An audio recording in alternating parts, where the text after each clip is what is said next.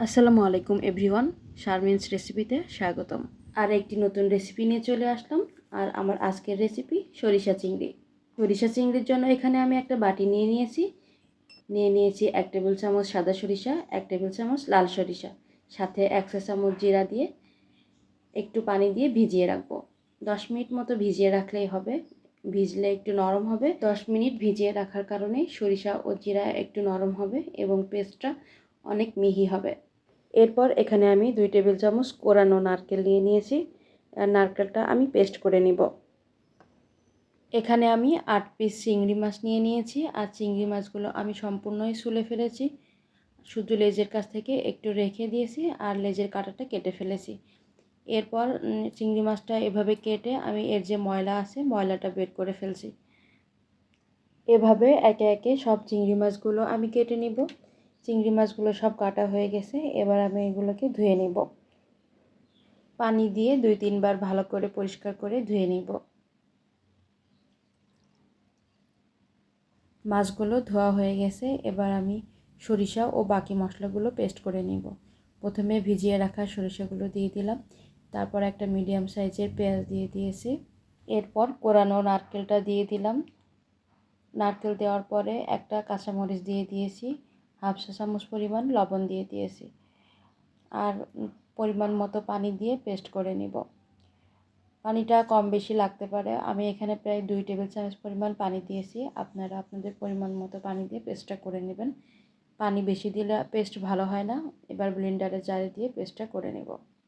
এরপর যে পাত্রে আমি মাছগুলো ভাপে রান্না করব সেই পাত্রে মশলাগুলো নিয়েছি। তারপর একে একে আধা চা চামচ শুকনো মরিচের গুঁড়া, আধা চা চামচ হলুদ, পরিমাণ মতো লবণ ও সামান্য চিনি দিয়ে দিলাম। এরপর 2টা কাঁচামরিচের মাথা থেকে একটু কেটে দিয়ে দিলাম। এরপর মশলাগুলো ভালো করে মিশিয়ে নিতে হবে। এমন কোনো পাত্র যদি আপনার কাছে থাকে যে সে পাত্রটা ধরে আপনি খাবারটা সার্ভ করতে পারবেন, তাহলে সেই পাত্রেও আপনি ভাপিয়ে নিতে পারবেন। একটা চামচের সাহায্যে আমি মশলাগুলোকে ভালো করে মিশিয়ে নিচ্ছি।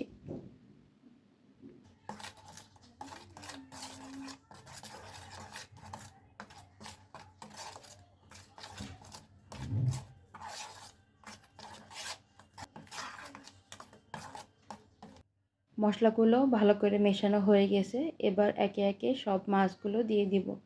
মাছগুলো দিয়ে মশলার সাথে ভালো করে মেখে নিব।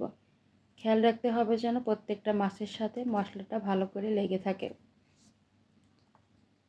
আমাদের ট্রেডিশনাল রান্নাগুলোতে কিন্তু অনেক বেশি মশলা ব্যবহার করা হয় না, অনেক বেশি পেঁয়াজ রসুনও ব্যবহার করা হয় না। বিশেষ করে সরিষা ইলিশ, সরিষা চিংড়ি এগুলোকে অনেক বেশি পেঁয়াজ রসুন আদা ব্যবহার করা হয় না। মাখানো হয়ে গেছে। এবার এখানে 2 টেবিল চামচ পরিমাণ সরিষার তেল দিয়ে দিলাম। তেল দিয়ে ভালো করে মেখে নিব। তেলটা পরে দিলেই আমার কাছে মনে হয় ভালো হয়। তেল যদি আগে দেওয়া হয় তাহলে মশলার সাথে ভালো করে মেশে না। এই জন্য তেলটা মশলাগুলো মাছের গায়ের সাথে মাখানোর পরে দিলে ভালো হয়। এবার যে ব্লেন্ডারে জারে করে আমি মশলাটা করেছিলাম সেই জারটা ধুয়ে একটু পানি দিয়ে দিলাম। খুবই সামান্য পরিমাণ পানি দিয়েছি, কারণ ভাপে তো অনেক পানি দিলে শুকাবে না। এবার পানি দিয়ে একটু মিশিয়ে নিলাম। মশলাটা ভালো করে মাখানো হয়ে গেছে। ভাপানোর জন্য এবার মাছটা রেডি হয়ে গেছে। এবার ঢাকনা দিয়ে ঢেকে আমি আগে থেকে পানি গরম করতে দিয়েছিলাম সেখানে দিয়ে দিব। এখানে আমি অ্যালুমিনিয়ামের ঢাকনাযুক্ত পাত্র ব্যবহার করেছি। আর পানিটা যখন ফুটে উঠতে শুরু করেছে সে পর্যায়ে এসে আমি বাটিটা পানির উপরে বসিয়ে দিয়েছি এবং ঢাকনা দিয়ে রান্না করে নিব 20 মিনিট। যে পাত্রে রান্না করব সেই পাত্রের অর্ধেক পরিমাণ পানিতে ডুবে থাকে, সেই অনুসারে পানিটা দিতে হবে। রান্নাটা হয়ে গেছে। এবার ঢাকনাটা আমি খুলে নিলাম। মশলাগুলো নিচেই আর উপরে তেল ভেসে উঠলে বুঝতে হবে যে রান্নাটা হয়ে গেছে। আর কালারটাও কিন্তু মাশাআল্লাহ অনেক সুন্দর হয়েছে। আর 2টা কাঁচামরিচ দিয়েছি, এটা কিন্তু অপশনাল, এটা দিতেও পারেন নাও পারেন না, তবে কাঁচামরিচটা এভাবে দিলে কিন্তু সুন্দর একটা ফ্লেভার আসে। যারা আমার চ্যানেলে নতুন এসেছেন, ভিডিওটি ভালো লাগলে লাইক কমেন্ট করবেন, চ্যানেলটি সাবস্ক্রাইব করে পাশে থাকবেন। এবার অন্য পাত্রে সার্ভ করে নিব। আর ট্রেডিশনাল রান্নাগুলো কিন্তু গরম ভাতের সাথে অসাধারণ লাগে। সবাই ভালো থাকবেন। আবার নতুন কোনো রেসিপিতে দেখা হবে। আল্লাহ হাফেজ।